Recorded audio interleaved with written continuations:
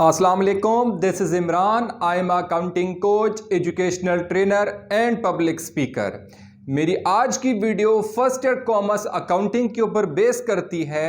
कुछ दिन पहले काफ़ी बच्चों के मैसेजेस आए फेसबुक पेज के ऊपर और व्हाट्सएप के ऊपर कि सर हमसे फर्स्ट ईयर के अकाउंटिंग के अंदर जर्नल एंट्रीज नहीं बनती कि कौन सी चीज़ डेबिट में जाएगी, कौन सी चीज़ क्रेडिट में जाएगी, कौन सी चीज इंक्रीज होगी तो डेबिट में जाएगी और कौन सी चीज डिक्रीज होगी तो क्रेडिट में जाएगी। तो वीडियो स्टार्ट करने से पहले छोटी सी रिक्वेस्ट है कि इस फेसबुक पेज को लाइक एंड शेयर करें ताकि इस तरह की नई आने वाली वीडियोस को आप देख सकें और आपको फायदा हासिल हो। मेरी जो आज की वीडियो का जो टॉपिक है वो है rules of debit and credit, यानी जब बच्चा जर्नल एंट्रीज करता है यानी जर्नल करता है तो उसको इन सब चीजों को सामने रखना पड़ता है। हमारे पास जो टॉपिक है वो है rules of debit and credit. इसके अंदर हमारे पास कुछ हेड्स होते हैं like assets, liabilities, owner, equities, income और एक्सपेंसेस। बच्चों, जब आप फर्स्ट ईयर की अकाउंटिंग के अंदर जर्नल एंट्रीज बनाते हैं तो आपको ये rules of debit and credits mind में रखने चाहिए, क्योंकि अकाउंटिंग के अंदर कोई भी ऐसी एंट्री नहीं है जो इसके बगैर बने। अब हम इसको आगे देखते हैं कि assets, what is assets? Assets are the resources of business, यानी एसेट्स जो होते हैं वो हमारे रिसोर्सेज होते हैं, बिजनेस के रिसोर्सेज होते हैं। जब वो आपके कारोबार में इंक्रीज होगा, ज्यादा होगा, इंक्रीज होगा, ज्यादा होगा तो वो डेबिट में चला जाएगा। और जब एसेट्स आपके कारोबार से चले जाएंगे, आपके कारोबार से कम होंगे, वो डिक्रीज होंगे, वो क्रेडिट में चले जाएंगे। अब एसेट्स होते कौन कौन से हैं? कैश आपका एसेट है, अकाउंट रिसीवेबल आपका एसेट्स है, इसके साथ merchandise inventory, notes receivable, office supplies, land, equipment, furniture, building. ये फर्स्ट ईयर की अकाउंटिंग के अंदर कुछ गिने चुने एसेट्स आते हैं आपकी एंट्रीज में। वो जब आपके पास इंक्रीज होंगे, आपके कारोबार में आएंगे, ज्यादा होंगे, वो एसेट्स वो इंक्रीज हो रहे हैं तो वो डेबिट में जाएंगे। जब आपके कारोबार से डिक्रीज, जब आपके कारोबार से जाएंगे, लाइक एक एग्जांपल दे रहा हूं, परचेज मर्चेंडाइज ऑन कैश, तो इससे परचेज कर रहे हैं आप मर्चेंडाइज फॉर कैश, कैश पे परचेजिंग हो रही है तो कैश आपके कारोबार से जा रहा है। कैश आपका एसेट है, एसेट आपके कारोबार से कम हो रहा है। जब एसेट कम होगा, डिक्रीज होगा तो वो क्रेडिट में चला जाएगा। इसके साथ दूसरा हेड हमारे पास है लायबिलिटीज। लायबिलिटीज क्या होते हैं? ये आपकी जिम्मेदारी है, ये ऑब्लिगेशन है। हर कारोबार के अंदर लायबिलिटीज अवेलेबल होती हैं।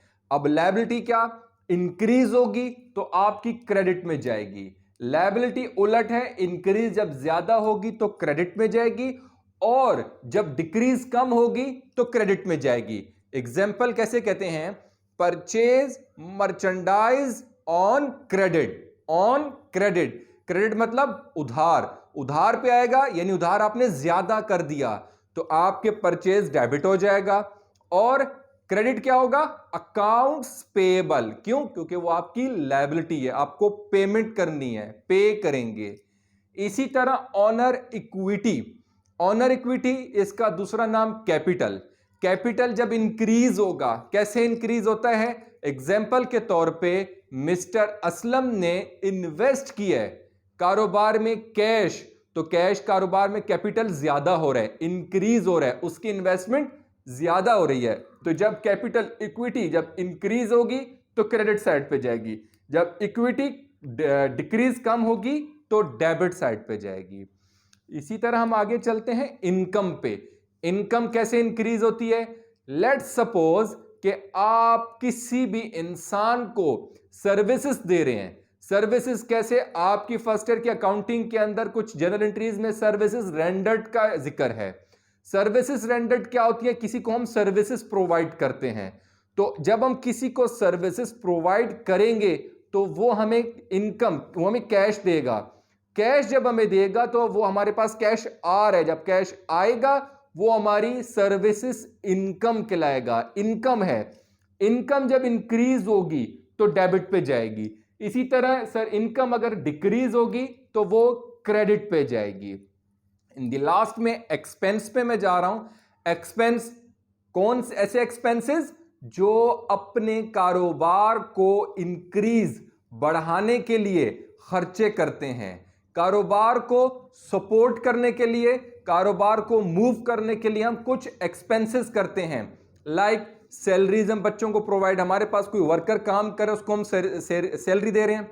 इसके साथ अगर हमारा कारोबार रेंट आउट यानी किराए पे हमने लिया हुआ है, दुकान किराए पे ली हुई है, तो हमारी वो रेंट कहलाएगा। रेंट एक्सपेंस हमारे प्रॉफिट में से, हमारे इनकम में से कोई पार्शनली हम कोई अमाउंट गिव करेंगे, देंगे, तो वो हमारा एक्सपेंस कहलाता है। एक्सपेंस जब इंक्रीज होगा तो वो डेबिट में जाएगा और एक्सपेंस जब डिक्रीज होगा तो वो क्रेडिट में जाएगा। अब इसकी एग्जांपल देखते हैं कि प्रोप्राइटर ने किसी भी बंदे को सैलरी पे की कैश के थ्रू सैलरी, तो जब आपकी सैलरी एक्सपेंस है, एक्सपेंस जब इंक्रीज होगा तो डेबिट में जाएगा। और अगेन आपके पास से क्या जा रहा है?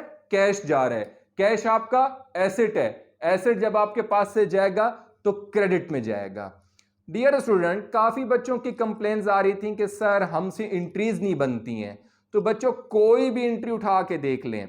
अब लाइक सपोज इस तरह है कि purchase office equipment on cash, यानी वो सामान परचेज कर रहा है, इक्विपमेंट परचेज कर रहा है। जब इक्विपमेंट परचेज करेगा तो इक्विपमेंट उसका एसेट है, एसेट कारोबार में इंक्रीज हो रहा है तो डेबिट में, ऑफिस इक्विपमेंट डेबिट हो जाएगा। लेकिन उसके पास से कैश जा रहा है, कैश आपका एसेट है, एसेट जब आपके पास से जाएगा, कम होगा, डिक्रीज होगा, तो वो क्रेडिट में चला जाएगा।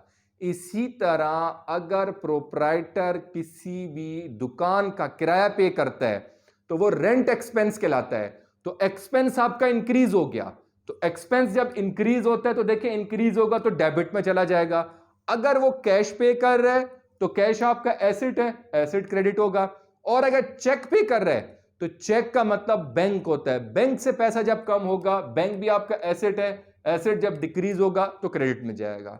मैं उम्मीद करता हूं कि ये जो छोटी सी मेरी कोशिश है rules of debit and credit के ऊपर, अगर इससे रिलेटेड कोई भी सवाल है तो मेरा व्हाट्सएप नंबर है 034627333755। इस पर अपने सवाल ड्रॉप कर दें या मेरे फेसबुक पेज पर सर इमरान अकाउंटेंसी के ऊपर अपने सवाल ड्रॉप कर दें। एज सुन एज पॉसिबल आपके दिए हुए सवालों के जवाब दिए जाएंगे। सर इमरान को इस दुआ के साथ इजाजत दें कि अपना और अपने इर्द गिर्द लोगों का बहुत खास ख्याल रखें। अल्लाह हाफिज, अस्सलाम वालेकुम।